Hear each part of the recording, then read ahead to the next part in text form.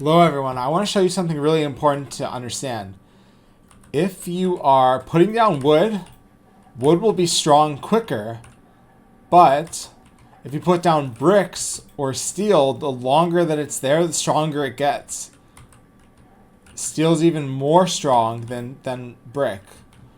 So what I like to do is use wood at the start when there's a lot of danger. In games like 32 Cup Wars, I use wood.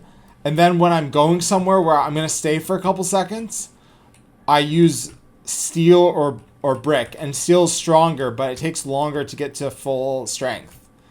So you can see how that gets destroyed right away. This doesn't though. And this one even less.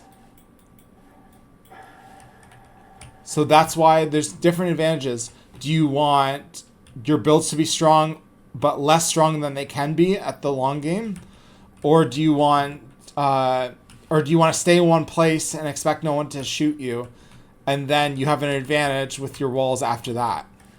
Thank you everyone for watching. That's my advice for now.